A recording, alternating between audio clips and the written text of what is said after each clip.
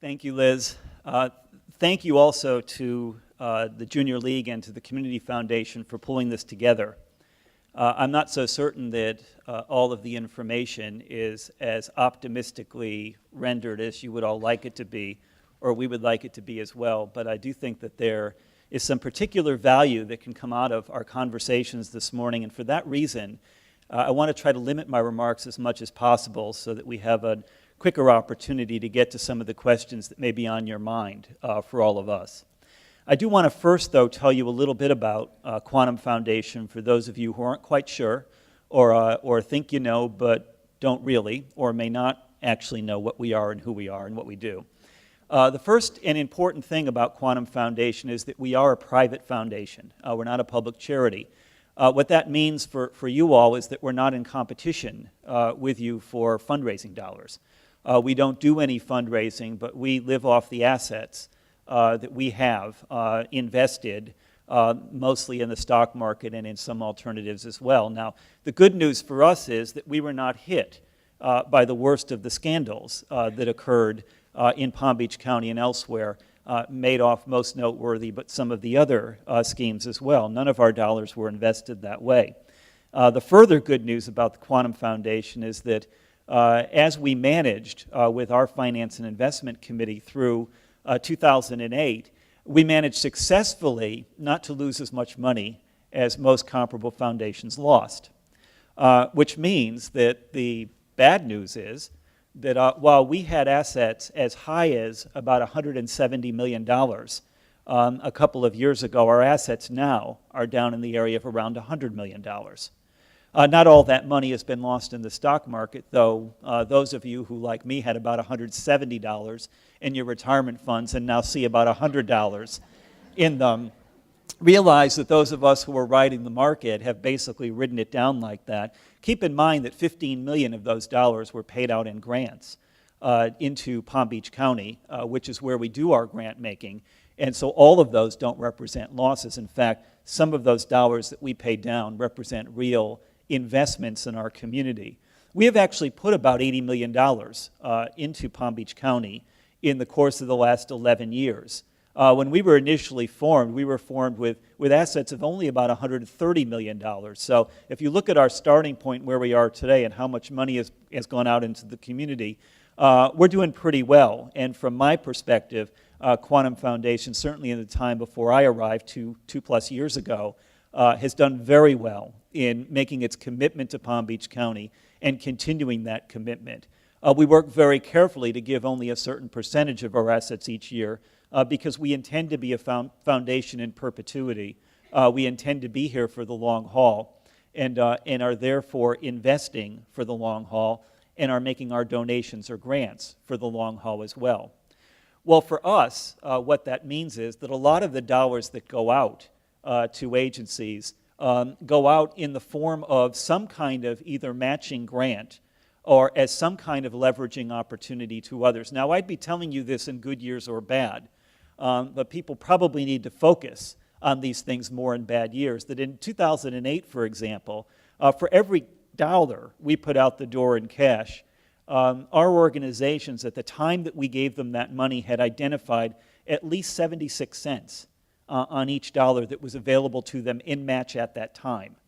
Now, some agencies additionally said beyond the period of the grant, we'll be able to pick this up or we're going to be able to find other funders.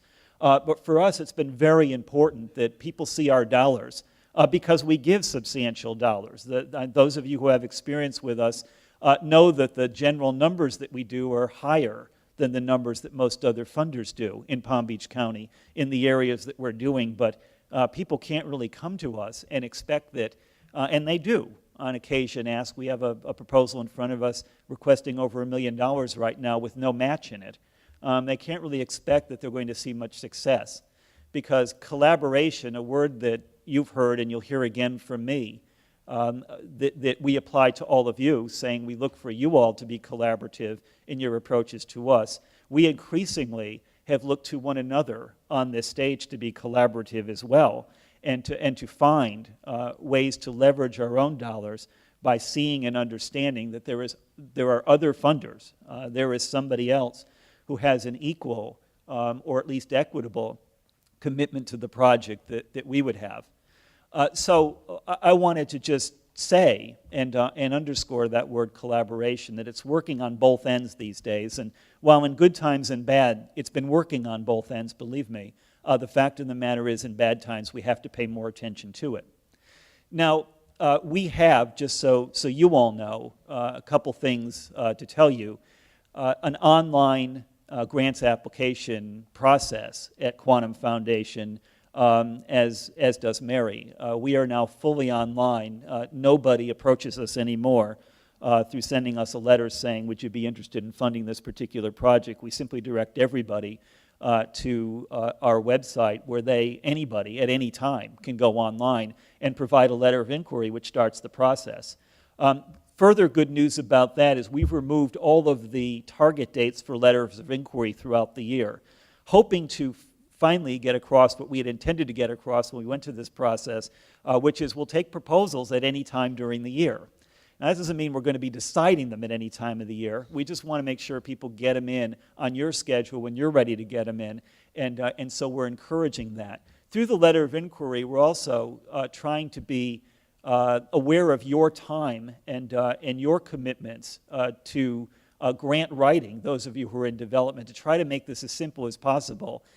We think that a letter of inquiry can be composed and delivered to us within a few hours of time. Well thought out proposals, you may be able to do it in 30 minutes or an hour, if that's what it takes. And then you'll be able to get a response back within a matter of days or just a few weeks that say, yes, we're interested in this, or no, we're not.